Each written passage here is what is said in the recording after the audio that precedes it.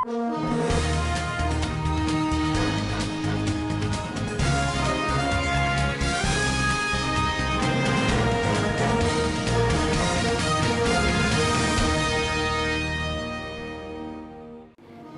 Governors Dari and Inyame finally released from prison.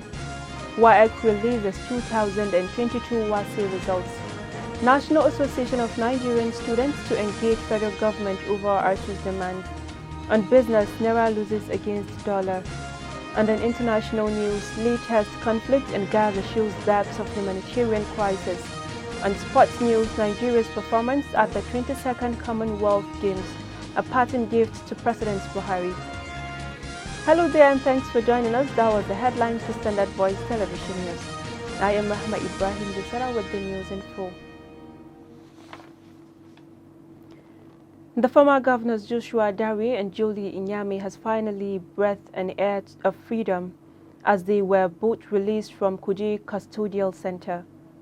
A statement on Monday by the Public Relations Officer of FCT Command of the Nigerian Correctional Service, Chukwudo Humphrey, said the former governors Joshua Dare and Julie Inyame has been released from Kuje Custodial Center on the 8th of August 2022. According to him, the release is sequel to the receipt of the letter of clemency from the Presidential Prerogative of Mercy Committee by the Controller General of Corrections, Haliru Nababa. He said the Controller of Corrections FCT Command Ahmad Musa Ahmad, acting upon the directives of the Comptroller General, also released 3 other inmates who were granted pardon from Suleja Custodial Center. He noted that the pardon, which was granted earlier this year by President Muhammadu Buhari, was done based on recommendations from the Presidential Prerogative of Mercy Committee, who have interviewed all inmates based on deteriorating health status, age as well as good behavior and industry during the period of serving their sentence. The West African Examinations Council has released the results of the 2022 West African Senior School Certificate Examination for school candidates. For more on the story, over to Samira Ibrahim. Speaking on Monday at WAEC office Yaba, the head office, Nigeria office WAEC, Mr. Patrick Arihan, said the results are being uploaded on the result website. Therefore, candidates who sat the examination and have fulfilled their financial obligations to the council can access their results on the council's result website. He added that copies of the result listing will be sent to schools shortly. Mr. Patrick restated the fact that the results of candidates who are sponsored by states indebted to the council will not be released now until they pay up, and he appealed to them to do so to enable the affected schools and candidates access their results. He added that some schools failed to upload their student continuous assessment scores capturing system at the stipulated time, and many failed to meet registration deadlines, to the extent that some schools ended up not presenting their students for the examination. That's the report. Samira Ibrahim reporting for SVTV News. The National Association of Nigerian Students is set for fresh engagement with the Minister of Labour and Employment, Chris Ngige, and the Minister of Education, Adamu, over alleged reports that the federal government has no money to meet the demands of the striking academic staff union of universities. For more on the story, Amina Kabir Serki has more details. The student body has, however, dissociated itself from a report calling for the sacking of the governor of Central Bank of Nigeria, Godwin Emefiele, by some faceless students. The NAN's Vice President Special Duties, Odi Ekene, who addressed a new conference on Monday in Abuja, said the students were unhappy with comments credited to the Minister of State for Labour and Employment, Festus Keyamo, that government had no money to meet the demands of ASUU. Mr. Keyamo had asked parents to beg ASUU to call off the strike because the federal government could not afford 1.2 trillion demand of the union as proposed by the Emeritus Professor Nimi Briggs Committee on Renegotiation of the 2009 federal government ASUU agreement. NAN's Vice President Ekene said the leadership of the association would meet with Adamu and Ngige to know exactly what was happening after the President, Major General Muhammadu Buhari, retired, gave a directive that the strike be resolved within 2 weeks, and government officials were coming out to say that there was no money to meet with the demands of the union. He vowed that the students will not relent in their effort to ensure the right thing was done. Amina Kabir Saki reporting for SBTV News. Governor Samuel Otom has written President Muhammadu Buhari for firearm licensing for the newly established Benue State Community Volunteer Guards inaugurated last week to provide surveillance and intelligence gathering in the wake of persistent herdsmen attacks. For more on the story, Kulsum Mohammed reports. Governor Otom, who disclosed this on Monday while playing host to a delegation from the Northern Christian Women Coalition at the Government House in Makurdi, says the move became necessary following the legitimated process of establishing the guards to help restore peace in the troubled parts of the state. Mr. Samuel said he knows the president will approve his request to also empower his people against their transducers or at best leave room for a fair level of response on the defenses of his people. During the launch last week, the governor said the Volunteers Guard were not established for political purposes ahead of the 2023 general elections, but were designed to address community security and safety.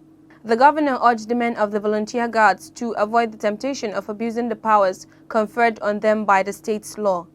Kulsum Mohammed reporting for SVTV News. Residents of the Federal Capital Territory have expressed mixed feelings on the federal government's proposed nationwide ban on the use of motorcycles. The federal government's move is part of its strategy to curb terrorism and other heinous crimes where motorcycles are largely used by perpetrators. Speaking with the news agency of Nigeria in the FCT, some residents commended the directive while others advised the federal government to rescind the decision. Mr. Sunday Uche, a commercial motorcyclist operating in FCT, told News Agency of Nigeria that the proposed ban would bring more hardships to him and his family if actualized. He also said he will not be able to provide for his family if the federal government bans the operation of motorcycles because it is the only source of livelihood, and the proposed ban of commercial motorcycles nationwide will not only send thousands of youth into the labor market, but will also affect motorcycle parts dealers negatively. Mr. Victor Dawara, another motorcyclist operating in Gwagwalada area, said that the ban would affect average Nigerians who could not afford a car. Let's have our business news with Amina Kabir Sarki.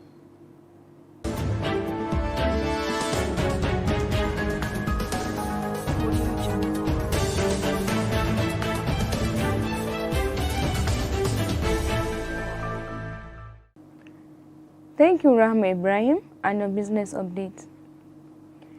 The Naira on Monday depreciated against the dollar at the investors and exporters window, exchanging at 431 Naira.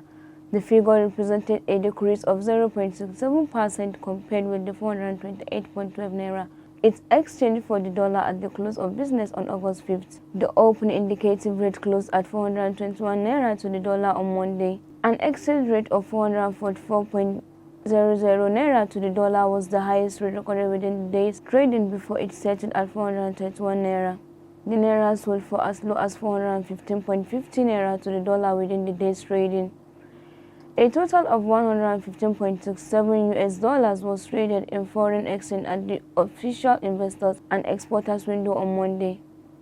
Still on business, Chief Executive Officers of insurance companies have expressed concern about the rising cost of operations, including the surging price of diesel, saying it negates operational efficiency.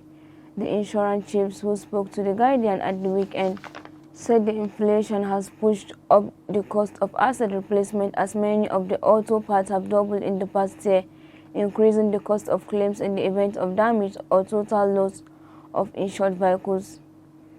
According to them, premium revenues are going down as Nigerians focus on meeting basic needs like food, shelter, health, and security while cutting the budget for insurance. Motor insurance is the second largest source of premium for the general business segment of the insurance industry in Nigeria, coming behind oil and gas risk. Gross premium income for the industry increased by 22.6% to 630.4 billion Naira in 2021, from 514 billion Naira recorded in 2020. The National Insurance Commission, NICOM, also confirmed that the industry paid net claims of 238.1 billion in 2021, while total assets stood at 2.1 trillion Naira. The chairman of NIA, Gani Musa, said the insurance industry has so far paid over 11 billion naira claims to the insured that suffered losses from the EndSARS riot in 2020 till date. I am Aminat Kabir Sarki. Thank you for watching and keep watching Standard Voice Television. Thank you, Amina, and on international news.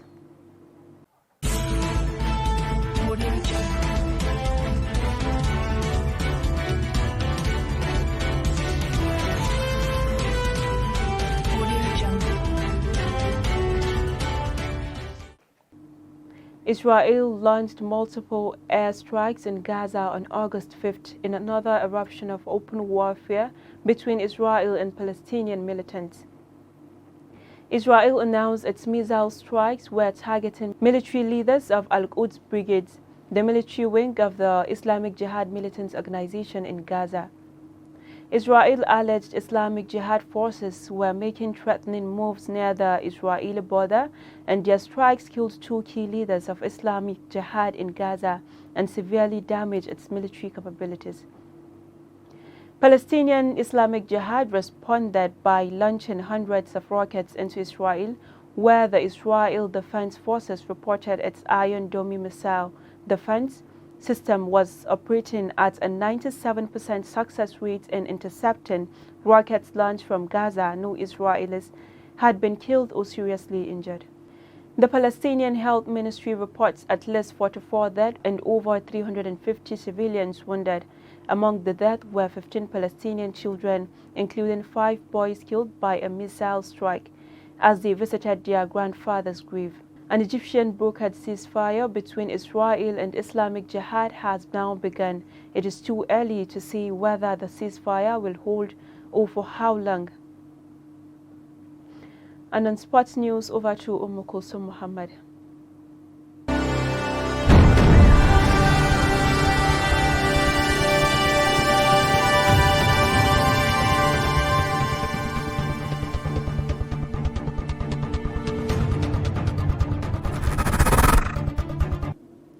Thank you, Rahama Ibrahim Dosara. And now in sports. President Muhammadu Buhari has described Team Nigeria's performance at the 22nd Commonwealth Games, Birmingham 2022 as a parting gift to him. The president said in a statement issued by his media aide, Mr. Femi Adesina, that the country is proud of these achievements and the memories will linger with the nation forever, and for him, this is a special moment and a fitting parting gift, being his last Commonwealth Game as head of state. Mr. Adesina said, the president commends the 94 worthy ambassadors that proudly flew the Nigerian flag in 9 sporting events, and for those exciting moments when the medalists brought smiles to our faces by breaking world, national and games records as well as achieving personal best in their career. According to the president, the athletes' performance was a display of the God-given attributes of the real Nigerian never give up, stride to the end. Mr. Adesina further said, the president also lauded the coaching crew and team officials for the passion towards the development of sports in the country, assuring them that history will remember them for all their contributions to making our athletes shine in the international arena. Nigeria finished with 35 medals, including 12 gold, 9 silver and 14 bronze, the nation's best outing at the Games in years. And that's all we have in Sports Update for today. Once again, I'm Kulsum Muhammad saying thanks for watching. Do have a nice day. Keep watching Standard Voice Television. Thank you, Kulsum, and that's all we have for today's package. But before we go, let's take a recap of the major headlines. Former Governors Dari and Inyame finally released from prison. WAEC releases 2022 WASE results. National Association of Nigerian Students to engage federal government over ASU's demands. On business, Naira loses against dollar. And on international news, latest conflict in Gaza shows depths of humanitarian crisis. On sports news, Nigeria's performance at the 22nd Commonwealth Games, a parting gift to President Buhari. On behalf of the production team, head of news and current affairs, I still remain Rahama Ibrahim. You do have a nice day and keep watching Standard Voice Television.